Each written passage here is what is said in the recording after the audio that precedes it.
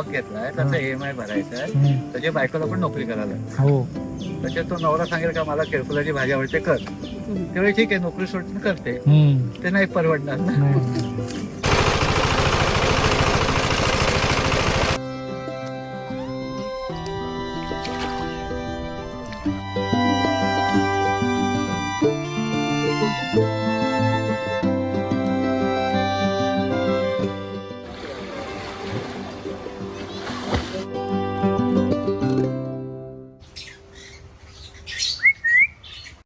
नमस्कार मंडळी, मी विशाल शिवराम मसूरकर आणि स्वागत आहे आपलं विगमी अर्थात विचारांच्या घरीतला मी या यूट्यूब चॅनलवर. मंडळी, पाऊस सुरू झाल्यानंतर सुरुवात होते ती पर्यटनाला.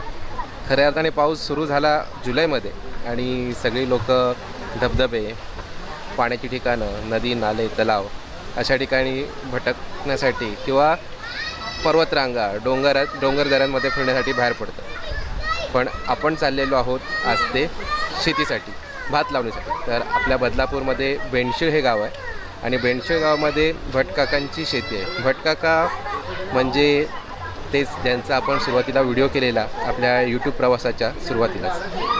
तर कृषीभूषण भटकाका आणि काकांची शेती आहे आणि दरवर्षी ते कार्यक्रम ठेवतात.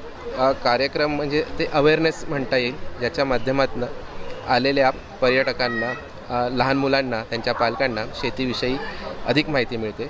लावणी कशा प्रकारे केली जाते, पूर्वतयारी काय. तर या व्हिडिओमध्ये आपण ही सगळी माहिती पाहणार आहोत. आपल्याला हा व्हिडिओ नक्की आवडेल आणि आपल्याला जर व्हिडिओ आवडला तर या व्हिडिओला नक्की लाईक करा.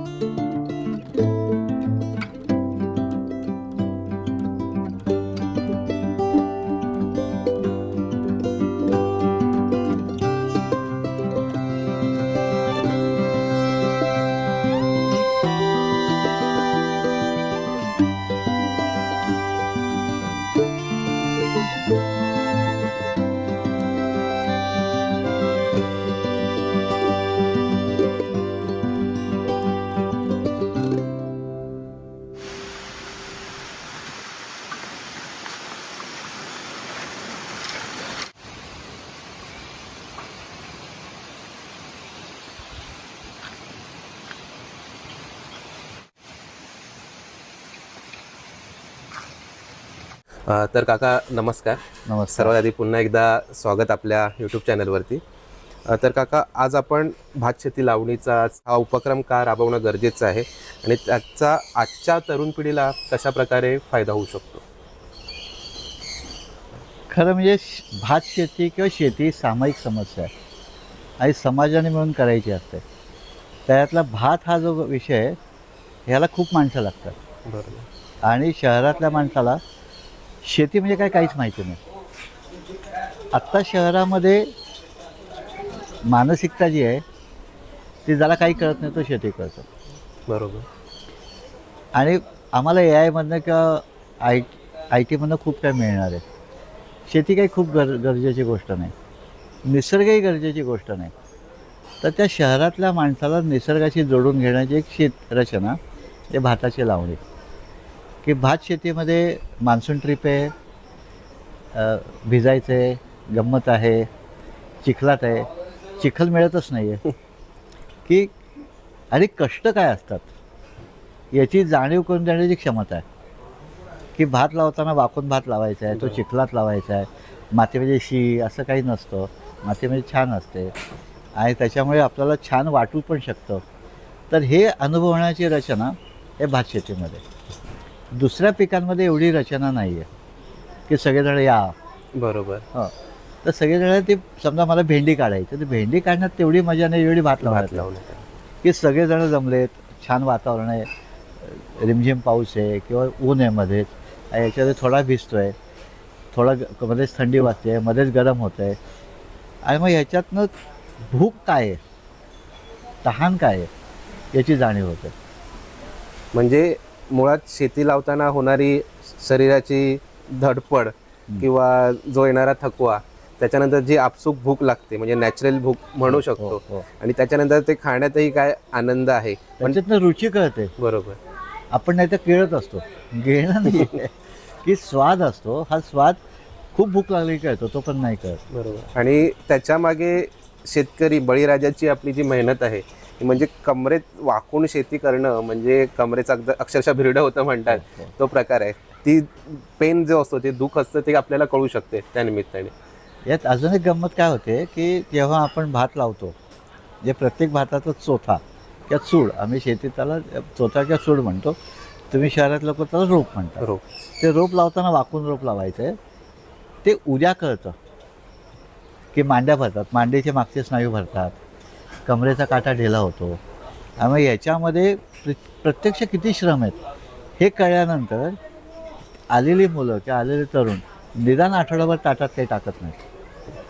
की प्रत्येक अन्नाची किंमत त्यांना कळते. तर ही कळण्याची गरज खरं म्हणजे खूप आहे. त्या शहरामध्ये खूप म्हणजे आत्ता ग्रॅज्युएट झालेल्या मुलाला वाटतं दूध पिशवीत नाही येतं किंवा संसार झालेल्या वयस्कर बाईला दुधीचा वेल असतो हे माहिती नसतं. तर ही जी आपण तुटलो आहे निसर्गापासून, तर शेतीमध्ये शहरी माणसाला जोडणं आहे ते सगळ्यात चांगलं जोडलं जाईल भातामध्ये. म्हणून शहरी माणसाला भाताशी जोडणं आणि त्याच्यातली गंमत आणि शेतकऱ्याची मदत की त्यांनी समजा 4 मुठी जरी म्हणजे 5 स्क्वेअर फूट भात लावला तरी ते त्याला मदत होते. आणि ते मदत झाली नाही तर भात शेती विस्थापित होईल. कारण भात शेतीला माणसं खूप लागतात आणि ते भात शेती मग परवडत नाही, माणसं मिळत नाहीत. म्हणजे आज आता आपल्याकडे भात शेती लावायला समजा 10 लोक येणार आहेत, तर माझे स्थानिक माणसं 5 आणि ते 10 मिळून बराचसा भात लावून होतो. बरोबर. मग त्या भात लावताना त्याला मजा मिळाली, मला मदत झाली. बरोबर. आर्थिक मदतही झाली, फिजिकल मदतही झाली. बरोबर. आणि तो माझ्याशी कनेक्ट झाला, माझ्याशी म्हणजे निसर्गाशी कनेक्ट. तो बघतो इथे अरे बाकी झाड आहेत, मग हे झाड काय आहे, ते झाड काय आहे, आणि मग ते उद्याचा तो ग्राहक बनतो. म्हणजे माझा भात तयार झाल्यानंतर तो म्हणतो काका मला तांदूळ मिळेल का. तर हे दोन्ही जोडणं म्हणजे शहरी माणूस आणि शेतकरी याला मध्ये जोडणारच येतो म्हणजे भात शेती. अच्छा, खूप छान सांगितलं. आणि याच्यामध्ये बरीचशी लहान मुलं आता सध्या सहभाग घेतात, तर त्याबद्दल त्यामागची भावना काय आहे? कारण हल्ली म्हणजे कदाचित आमची पिढी जी असेल म्हणजे जी 90च्या दशकातली, की त्यांनी हा सगळा मिश्र अनुभव घेतला आहे, मातीचा आणि सिमेंटचा दोन्ही. पण आता नवीन पिढीला मातीबद्दल, माती म्हणजे घाण, आई वडिलांनी माती म्हणजे घाण सांगितलं आहे आणि शहरामध्ये मातीच नाही आहे. बरोबर. जी माती आहे ती गटार आहेत आणि डॉक्टर आम्हाला सांगतो मातीत जाऊ नका, इन्फेक्शन होईल. कारण इन्फेक्शन आहे, कारण ती माती खराब आहे. आपण मातीच विसरलो. बरोबर आहे. निसर्गोपचारामध्ये अंगाला साबण लावायची, माती लावायचं सांगतं, ती त्वचा खूप छान होते, तजेलदार होते, इम्युनिटी वाढते आणि मातीतनं पोषण होतं. बरोबर. मग निसर्गोपचार हे माती पण लेपन पण आहे आणि शेणाचं पण लेपन आहे. बरोबर. आम्ही जे साबण लावतो ते केमिकल आहे. खरं. मग माझ्या शरीराला मातीशी संपर्क झाल्यानंतर शरीराची तजेला वाढतो, घाम येतो. आधी आम्हाला घामच येत नाही. शेतामध्ये गेल्यानंतर, कारण माझं जीवन जे आहे घर AC, office AC, car AC, लोकलही AC, त्याचे मला घामच येत नाही. आणि घाम नाही आले की टॉक्सिन बाहेर निघत नाहीत, बरोबर. मग मी आजारी पडतो. त्याचे जो ACत राहतोय तो आजारी आहे. तर हे टाळण्याचं जीवन नक्की काय आहे हे समजून घेण्याचं साधन जे शेती आहे. त्याच्यातली छान जरा जी आहे ते भात शेती आहे आणि ती सगळीकडे नाही, कोकणात आहे. कोकणात जे जास्त पावसाच्या प्रदेशात भात शेती आहे, कारण तिथे भात शेती लावण्याच्या पद्धतीमध्ये चिखल आहे. देशावरची जी शेती पद्धती आहे तशा नांगरून बी करायचं, चिखल नाही आहे. तर तिथे सामूहिक प्रक्रिया नाही आहे. भात शेती सामूहिक प्रक्रिया, म्हणजे गहू लावताना सामूहिक प्रक्रिया काही नाही आहे. अच्छा, म्हणजे तो अशा प्रकारे भात शेतीप्रमाणे नाही होत. अजिबात नाही. तो एकटा पाबऱ्याने का ट्रॅक्टरने बी पेरतोय. अच्छा. एका रांगेत 10 माणसं उभी आहेत, त्याला आपण पात म्हणतो, आणि ते पात लावत लावत मागे जातो. हे दुसऱ्या पिकातच नाही आहे. अच्छा, म्हणजे फक्त विशिष्ट भात शेतीमध्येच हा प्रकार आहे. आणि विशिष्ट भात शेतीत नाही, जास्त पावसाच्या प्रदेशातल्या भात शेतीत. अच्छा, ते पण आहे. म्हणजे बाकीच्या ठिकाणी मराठवाड्यामध्ये पेरताना पाबरीने पेरून करतील, कारण तिथे तण नाही आहे.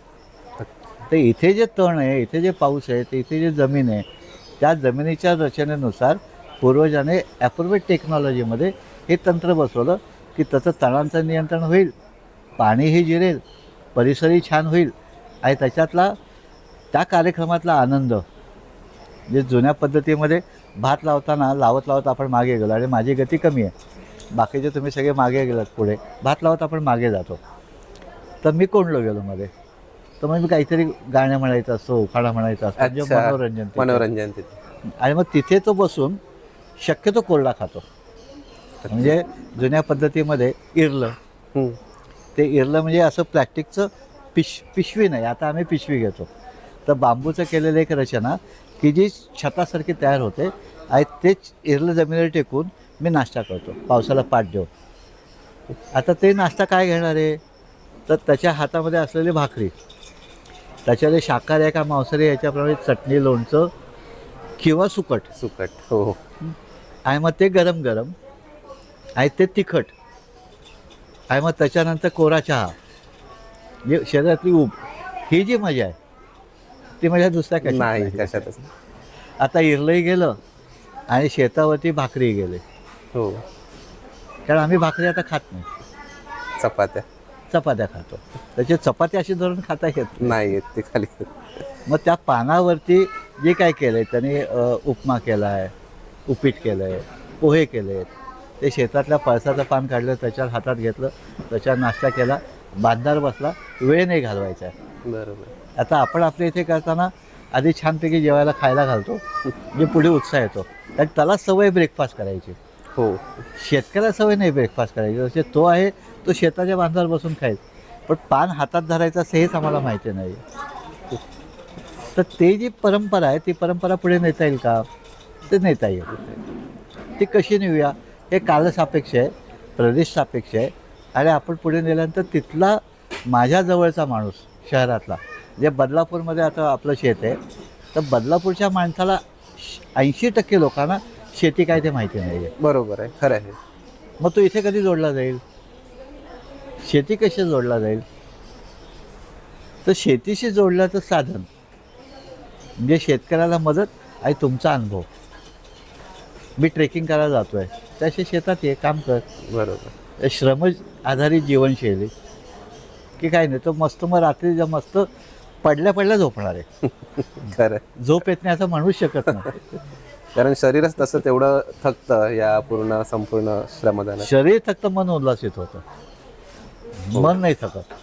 देशामध्ये जवळजवळ 1,47,000 भाताच्या जाती आहेत. 1,47,000. आम्हालाही पहिल्यांदाच कळत.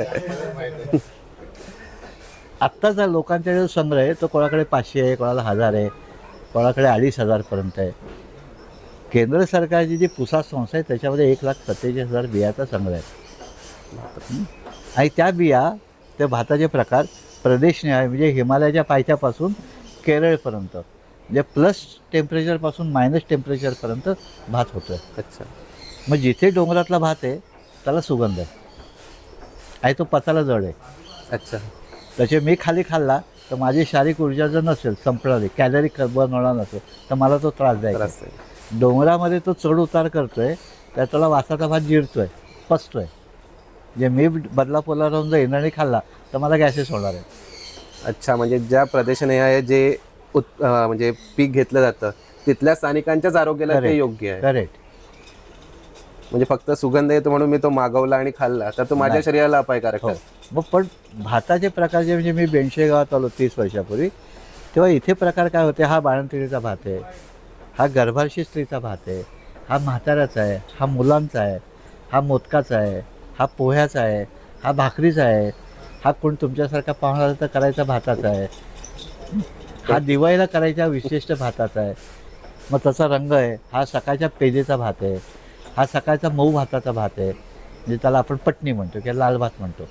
तो सकाळी नाश्ता केला की पोट भरलं, 1 वर्षभर भूक लागणार नाही, पण पोट रिकामा राहणार नाही. एनर्जी, कॅलरी आणि डायजेशन या दृष्टिकोनातून हलक्यापासून जडपर्यंत भाताच्या जाती आहेत.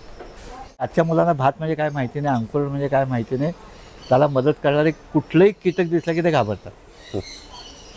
ती कीड आहे का कीटक हे माहिती नाही, चतुर म्हणजे काय माहिती नाही. हे सगळं अनुभवण्याची हे जे त्या शेतकऱ्याच्याकडे जाऊन काम करणं आणि तो जो आहे तो एक्सपिरियन्स घेणं आणि त्याच्यामध्ये इकॉलॉजी आपल्या आजूबाजूला जी असते जे परिसंस्था, त्याची थोडीफार माहिती घेणं. बरोबर. आम्हाला डेव्हिड एटनबरो आणि प्लॅनेट अर्थ ते बघितलं म्हणजे आम्हाला निसर्ग असं होत नाही, निसर्ग अनुभवायला लागतो.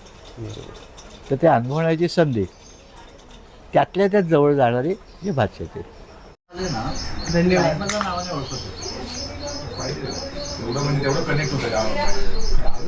सगळ्या माणसांची ओळख एकदा भेटतो.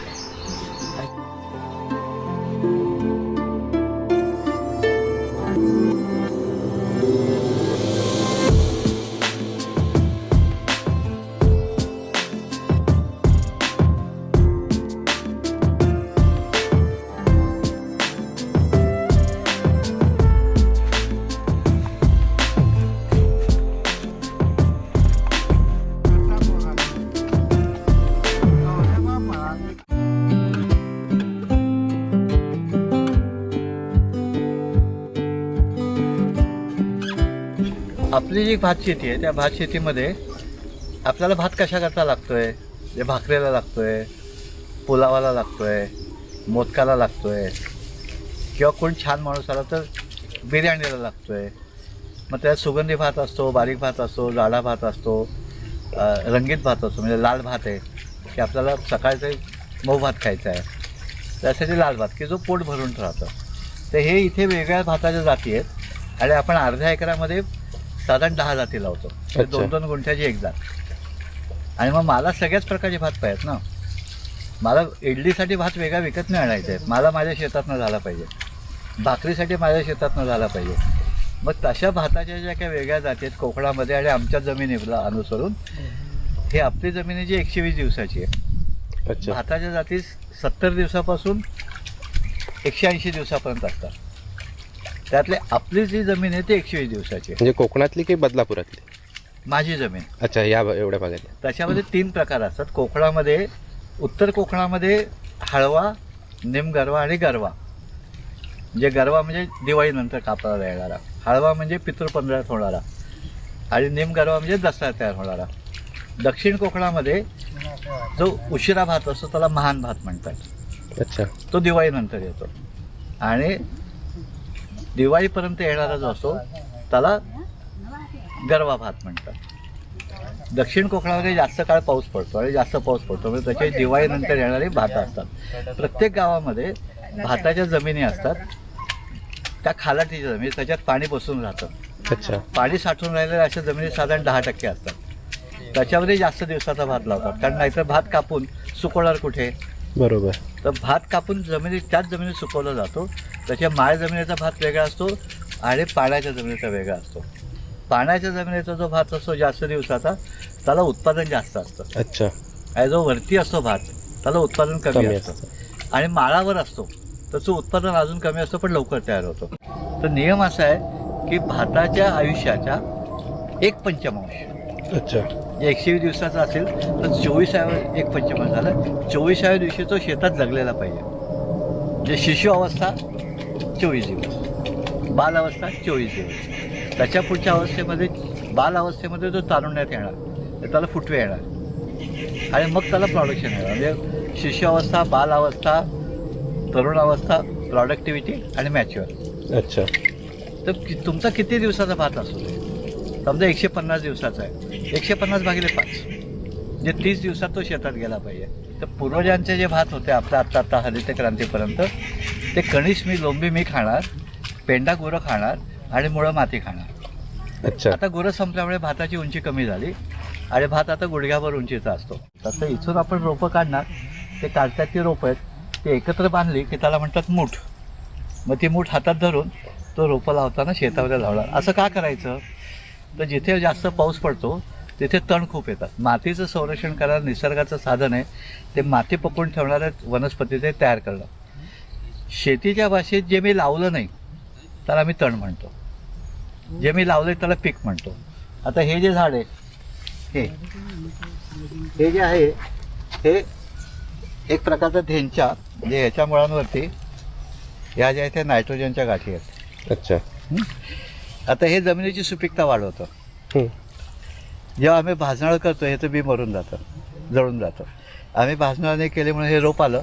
आता मी हे रोप उपटून इथे टाकलं आहे आता हे टाकलेलं रोप आहे ते शेतात काढलं जाणार आहे चिखलणी करताना. त्याची हार मात्र जमिनीत तयार होणार आहे.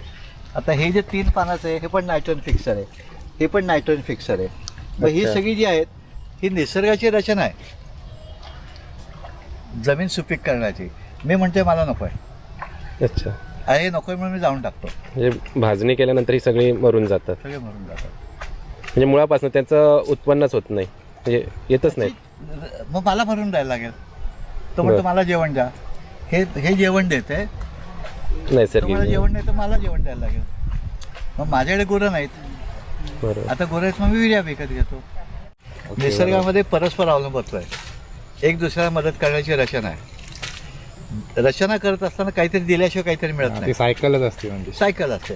मग ती सायकल आम्ही विसरलो. आम्हाला वाटतं हे काढून टाकलं तर इथे जास्त भात चांगला होईल. पण ह्यांनी जे ताकद तयार केले ते कुठून आणायची मग? बरोबर. आता हे इथे पडलंय सगळं भात आम्ही काढून घेतला. हे सगळं शेतात गाडलं गेल्यानंतर ही ताकद परत भरली ना तिथे. मग इथे आम्ही कड्याला सगळे झाडं लावले, याची फांद्या तोडून ह्याच्यात घातल्या, ताकद वाढली. मग इथे भात संपल्यानंतर आम्ही कडधान्य लावलं, ताकद वाढली. तर ह्या वर्षी आपल्याकडे जून आपण जसं चर्चा केली त्याप्रमाणे कोरडा गेला. गेल्या 30 वर्षात कमी पाऊस म्हणजे आपण फक्त 90 मिलीमीटर आपल्या बदलापूर परिसरात आपण अनुभवला. तर ह्याचा परिणाम भात शेतीसाठी आपण कसा बघता यावर्षी? कारण हे 30 वर्षातनं पहिल्यांदा असं झालेलं आहे. आता जरी असं भात पाऊस उशिरा पडला हां, तरी पाऊस संपला त्याच वेळेला. ओके. तो पुढे जाणार आहे का? तो दिवाळीपर्यंत पडणार आहे का? बरोबर आहे. तर याचा अंदाज आम्ही तुमच्याकडनं घेतला, करेक्ट आहे. किंवा जागतिक हवामानाकडनं घेतला. हां त्यांनी सांगितलं पाऊस शेवटाला जास्त आहे, हां. पुढे जास्त मिळालं नाही. मग मी भाताची जात बदलीत, बरोबर. कारण माझे 15 दिवस वाया गेलेत. हां, मग 15 दिवस कमी दिवसाचा लावीन. बरोबर. मग मी 135 दिवसाच्या 120 दिवसाचा लावीन. करेक्ट आहे. की जो कापताना हां, लोंबीमध्ये जर पाणी मिळालं नाही तर लोंबीत कणी होते. ओके. पण लोंबी तयार होण्याचा कालावधी पाऊस संपताना झाला पाहिजे. बरोबर. म्हणजे भाताचा जसा आंबा उशिरा मोहर आला हां तरी सुद्धा पिकताना मे मध्येच पिकणार आहे. हां, बरोबर. असं भात तयार होताना तो दसऱ्याला माझ्या जमिनीत दसरा तयार होणार आहे, तर दसरा तयार होणारा भात मिळाले पाहिजे. मग मी कमी दिवसाचा लावेल. बरोबर आहे. मग आम्ही तो विचार करून 135 दिवसाचे कॅन्सल केले, बरोबर आहे. 120 दिवसाचे. हो. आणि दुसरी गोष्ट की आपण हे सगळं करत असताना मी सातत्याने इथे भात लावणार आहे, हां मी सातत्याने शेती करणार आहे. मग भातासाठी सिंचन व्यवस्था तयार झाली पाहिजे. हां, म्हणजे माझ्याकडे पाण्याची सोय जर असेल तर मी आधी पेरून भात तयार करेन. हो की बरोबर. जास्त पावसाने तो कुजणारही नाही. कुजणार नाही. म्हणजे बरोबर. रोप तयार झाला आधी, हां. मग किती बाजारात पाऊस पडतो त्यांना काही फरक पडत काय नाही. प्रॉब्लेम?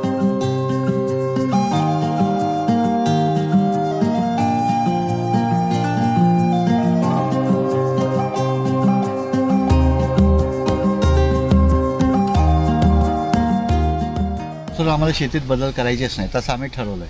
म्हणजे आज बदलापूर बेंशीमध्ये सुद्धा ती सगळी रोपं आज उपटून ठेवणार. एकाच्या बरोबर दुसरं, दुसऱ्याच्या बरोबर तिसरं, आणि उद्या लावायला जाणार. ते खालचं उपतं. हां, आम्ही काय बदल केला, नाश्त्यापर्यंत उपटू, लावू, परत उपटू.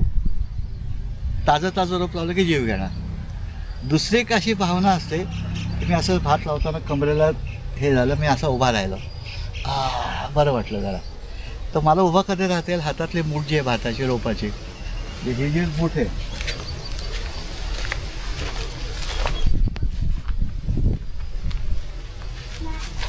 हे मी रोपं सोडून लावणार आहे.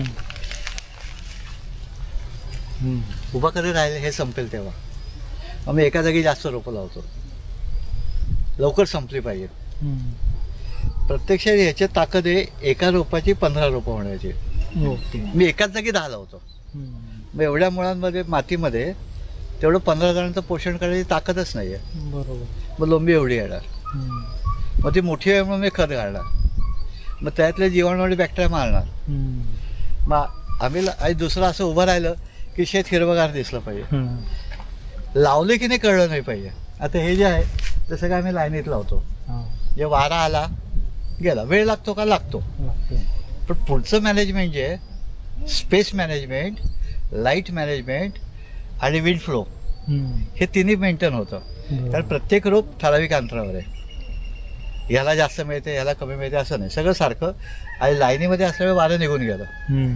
आता हे जे लाईनीमध्ये त्याच्यासोबत ही दक्षिण आहे, हो ते वाऱ्याने भात लोटू नये म्हणून आपली दक्षिणेला हिरवी भिंत आहे झाडांची. बरोबर. ते झाडं जे ते सगळी गिरीपुष्पाची म्हणजे त्यात नायट्रोजन हे तोडली, याच्यात टाकली, याच्यात खत तयार झालं. ती 8-10 फुटाची उंच भिंत तशीच आहे. मग त्याला अजून फुटवे येतील आणि ते घट्ट होईल. आणि पलीकडच्या शेतकऱ्याने जर केमिकल वापरलं तर माझ्यापर्यंत येणारच नाही. तीच झाडाची मुळं खाऊन टाकतील. आणि स्प्रे केला तर तोही येणार नाही. म्हणजे मला त्या हिरव्या भिंतीचा वापर खतासाठी पण झाला, संरक्षणासाठी पण झाला, बरोबर, आणि टेम्परेचर कंट्रोल करण्यासाठी पण झाला. मग हे आम्ही लावतच नाही. निसर्गाच्या रचनेमध्ये प्रत्येक नक्षत्रामध्ये 4 चरण, 7 दिवस 7 दिवस किंवा 3.5 दिवस 3.5 दिवस 3.5 दिवस एका चरणात पडलं तर दुसऱ्या चरणात नाही. म्हणजे इथे मिथेन तयार नाही होणार, कारण अरेबिक कंडिशन कायम राहणार.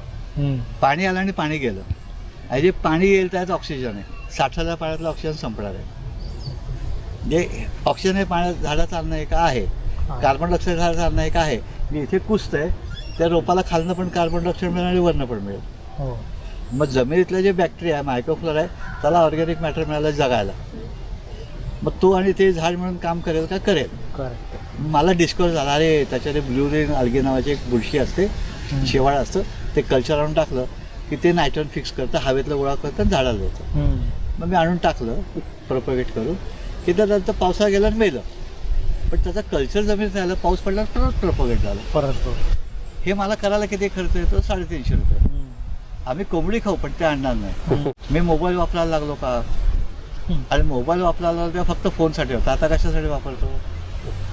मेसेज पण बघायला, मेसेज बघायला, व्हिडिओ बघायला, रील बघायला. रील बघूया, हो, पण महत्वाचं काही विज्ञानाची जाणीव माझ्यापर्यंत आणून पोहोच. बरोबर आहे. हो, तुम्ही ट्विटरवरती टाकले, मला त्याच्यावरती मेसेज येईल का? नाही. मग माझी शेती बघीन का की पाऊस कधी पडणार आहे? मोडकाने टाकलंय, आपण ते अंदाज घेऊन शेती लावूया का? बरोबर नाही करत. बरोबर. याने व्हिडिओ करून टाकले, ते व्हिडिओ कशा करतायत? मनोरंजनासाठी आहेत का ज्ञानासाठी आहेत? म्हणजे आता दोन्ही आहेत? दोन्ही पण आहेत. म्हणजे आपण कसं, आता आपण एवढी उपयुक्त माहिती सांगितली, आता हे अजून कोण शेतकरी मित्र ज्यांनी आपल्याशी संपर्क नाही केलाय त्यांच्यापर्यंत गेली तर ते तुम्हाला कॉन्टॅक्ट करून मे बी कॉन्टॅक्ट करून मग विचारू शकतील. खूप चांगली पद्धत सांगितली, आम्हाला पण असंच करायचं आहे. तर कमेंटमध्ये विचारतील, बाबा आम्हाला पण सांगा यांच्या बाबतीत माहिती थोडी. आम्ही जर रील बघत बसतोच नाही म्हणून का नाही? बरोबर. नाही.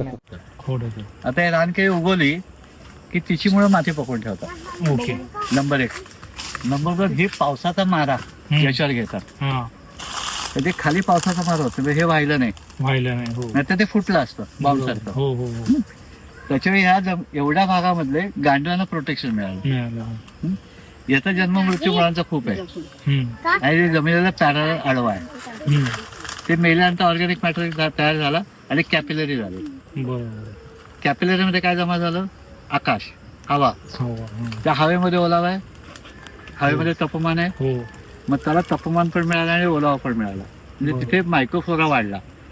हे नसेल तर एक्सपोज होणार आहे. बरोबर. नंबर 1.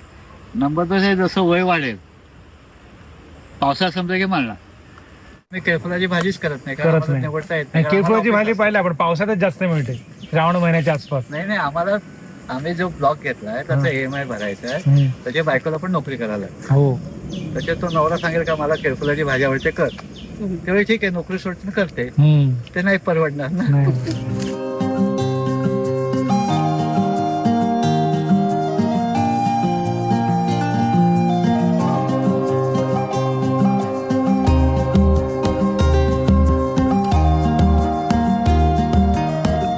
तुम्ही काय कशा करता? मुळातच शेती म्हणजे शेतकरी कुटुंबातलं म्हणजे वडिलांची पिढी नाही, त्याच्या आधीची पिढीने शेती केलेली आहे आणि आम्ही पाहिलेली आहे ती गावी. त्यामुळे तिच्याशी नॅचरली एक कनेक्शन आहे नेचरशी किंवा असं. आणि मग इंस्टाग्रामवर तुमचे जे पेज आहे तो फॉलो करते मी, आणि त्याच्यामध्ये खूप इंटरेस्टिंग फॅक्ट्स समोर आले. त्यामुळे पुन्हा रिकनेक्ट होण्याचा एक चान्स मिळाला, तर ती अपॉर्च्युनिटी नव्हती घालवायची. हो, नक्की. म्हणजे मी लहान होती तेव्हा आम्ही 2-2 महिने गावी असायचो.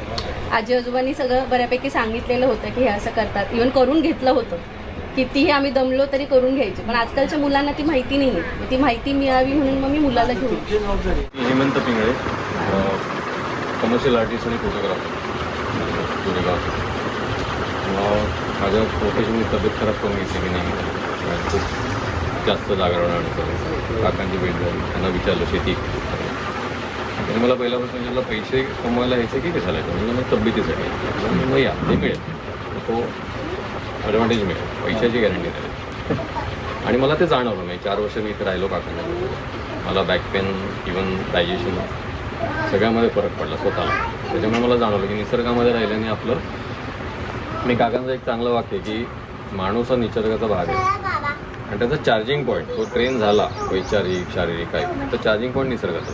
तर तुम्ही काही जण धबधब्यावर जातील, काही जण समुद्रावर जातील, काही जण डोंगरावर जातील, रेगिस्तानात जातील, पण निसर्ग. भात लावायचा आता, भात खाली उतर. तू भात लावायला आली बाबू? बसून चालणार आहे. हा हे बघ आम्ही सगळे उतरतोय. ते बघ ते हे बघ हे बघ काय नाही काय नाही होत. चल बिल्डिंगच्या खाली खेळतेस ना? मग हा मग हाती खेळतेस ना मातीमध्ये. चालते बघ ते काकांपचं बघ. हे बघा तुमच्या पुढ्यात दोरी असेल, त्याला अशा गाठी असतील 9-9 इंचावरती. हां, साधारणपणे तुम्ही दोरीच्या मागे उभे असाल आणि ही रोपं अशी पकडायची, म्हणजे 3 रोपं किंवा 2 रोपं घ्यायची, मुळाच्या एकदम जवळ पकडायची, पेन्सिल पकडतो ना तशी. हां, आणि दोरीच्या या साईडला, म्हणजे तुम्ही ज्या उभे असाल त्या साईडला अशी थोडी 1 इंच टाकायची, अशी माती टाकून द्यायची. परत दुसरी घ्यायची, समजा तुझ्या बाजूला 2-3 गाठी तुम्हाला मिळतात, आता जास्त माणसं आहेत म्हणून कमी मिळतील. परत 3 रोपं घ्यायची, जवळ धरायची. इथे धरलीत तर रोपं तुटणार, कारण खाली जाताना नाजूक रोपं आहेत, तुटणार. म्हणून शक्यतो एकदम जवळ रोपाच्या बुंद्यात धरायचं, इथे ठेवायचं, संपलं. खूप खोल नाही टाकायचं, 1-1.5 इंच खाली तो चिखलामध्ये धरतं. आणि आता समजा पाऊस नाही आला आणि पाणी वाहून नाही गेलं तर अँकरिंग करतात ते स्वतःची मुळं छान राहतात. ठीक आहे, तुम्हाला प्रत्येकाला ही मूठ मिळेल अशी, त्यातनं सोडवून घ्यायची. रोपं गुंतलेली असतात, मुळं तुटली तरी चालतात. मुळं तुटली तरी म्हणजे गुंताना थोडी, अगदी फार नका थोडी. जमते सगळ्यांना? रोपं खूप वरती नका धरू, रोपं एकदम मूळ आणि त्याचं जॉईंट त्याच्यामध्ये धरायची, बुंद्यात एकदम खाली, नाही तर तुटणार ती, त्याला जोर नाहीये. आजूबाजूच्या बघा जरा रोपं लांब धरतायत का.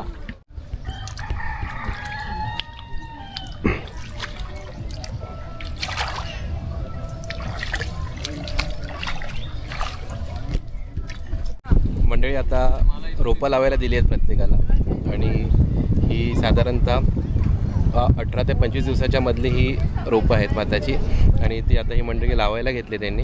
आणि सुरुवातीला काकांनी सगळी माहिती दिली की हा किती दिवस आधी ही रोपं लावलेली, कशा प्रकारे यांची काळजी घेतली जाते आणि कशा प्रकारे ही लावायची आहे याचं सुरुवातीला मार्गदर्शन केलं, प्रत्येकाची माहिती घेतली आणि आता त्याच्यानंतर ही रोपं लावायला घेतली.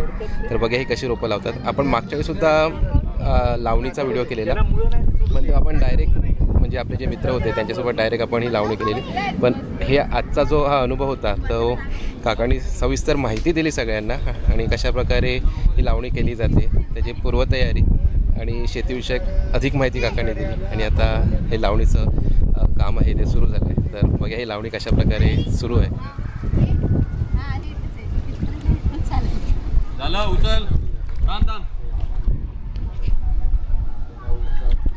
खरंच भाताच्या वेगानं मांडलं पाहिजे. मस्त एवढं चिखलामध्ये ते न कुसता मूळ पकडून घेतात. त्याचा गुणधर्मच तो आहे ना, चिखल माती चिखलचं पकडून ठेवायचं.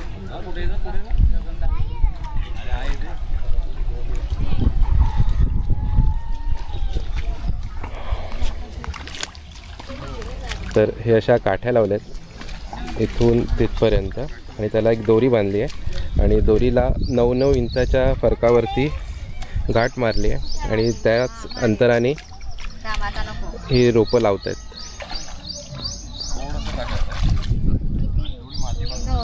ही गुरुजींची नात आहे, ती पण आलेली आहे आज रोपं लावायला. मनवा. हा मनवा. आणि आम्ही पण पहिल्यांदा लावतोय एवढ्या. ती रोज लावत असेल ना दरवर्षी ना? तू लहानपणापासून लावते, आम्ही बघ 40व्या वर्षी लावतो.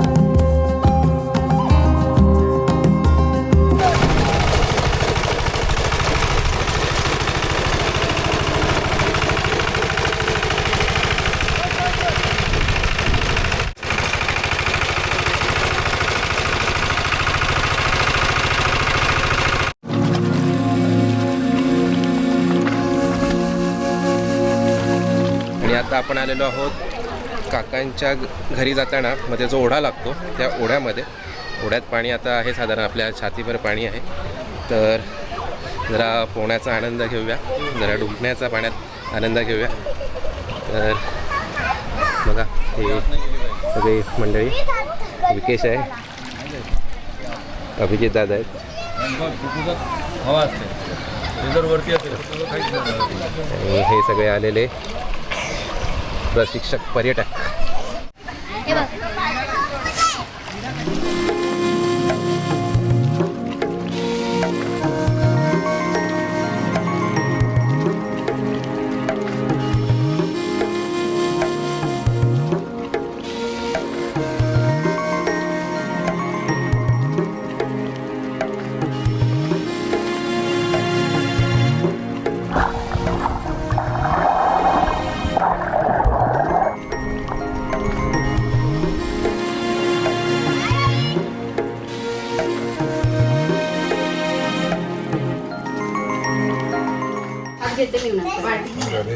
काका काय काय मेनू आहे?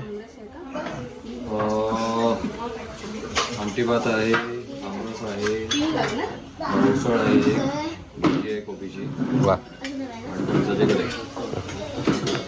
मला ना अर्धी चपाती द्या आमरस. तर मंडळी फणसाचे गरे, आमरस, पोळी आणि आमटी भात, डाळ भात, आणि हे सगळं आपल्या शेतातलंच ना? भाकरी की चपाती? हो, कोबी आपल्या शेतातला नाही. अच्छा, कोबी सोडून बाकी सगळं आपल्या इथलंच. मनवा होऊन झालं तुझं? पोहून झालं, मजा केली. तर मंडळी भात लावणी करून झालेली आहे आणि आता जेवणाची वेळ. आणि काकांच्याच घरगुती पद्धतीचं हे जेवण, आणि हे पण यातले बरेचसे पदार्थ, म्हणजे 90% पदार्थ हे काकांच्या शेतातलेच आहेत. आणि आता आपण सहभोजन जेवणाचा आनंद घेऊया. आणि फणसाचे गरे लागले तर घ्या. नक्कीच, धन्यवाद. तर मंडळी या जेवायला. अभिजाता कसं आहे जेवण? मंडळी काकांच्या शेतातलं हे सगळं अन्नपदार्थ, फक्त कोबीची भाजी, जे म्हणजे कोबी आहे तो बाहेरचा आहे, बाकी सगळं शेतातलंच आहे. तर आमरस, गरे, लोणचं, भाकरी, चण्याची उसळ, डाळ भात, हे चपाती पोळी पण उपलब्ध आहे. त्याच्यानंतर आपल्याकडे सॅलड आहे, त्याच्यामध्ये काकडी आणि अननस आपण घेतलेलं आहे. सगळं शेतातलं आहे, ऑर्गॅनिक.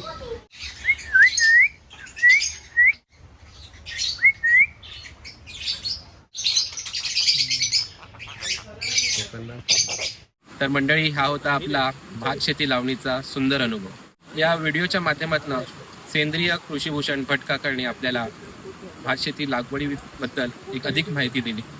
लागवड कशी केली जाते आणि त्याच्या पूर्वतयारीसाठी ज्या काही गोष्टी आणि पूर्वकाळजी जी आहे, आणि कमी जागेतनं जास्त उत्पन्न कशा प्रकारे घेता येतं, विविध स्तरावरती कशा प्रकारे ही लावणी केली जाते, याबद्दल एक छान मार्गदर्शन केलं. लावणी झाल्यानंतर आपण इथे असणाऱ्या ओढ्याच्या पाण्यामध्ये मनसोक्त जलतरण केलं, आंघोळ केली आणि एक छान अनुभव होता. मंडळी, जेव्हा पावसाळा सुरू होतो तेव्हा नक्कीच निसर्ग भ्रमंती तर असतेच, पण त्यासोबतच आपल्याला ही भात शेती, लावणी वगैरे जे असे आपले पारंपरिक शेती व्यवसाय आहे त्याच्याशी आपल्या मुलाबाळांना आपण जोडणं आणि त्यांना त्याची माहिती मिळवणं असणं खूप गरजेचं आहे.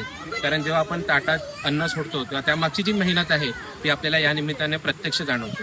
मागील 3 वर्ष आपण विविध ठिकाणचा हा शेती लावणीचा व्हिडिओ करतोय आणि त्यापैकीच हा एक वेगळा अनुभव. मंडळी, आपला व्हिडिओ आवडला असेल तर व्हिडिओ नक्की लाईक करा. आपल्या जर काही प्रतिक्रिया असतील तर आम्हाला कमेंट बॉक्समध्ये नक्की कळवा.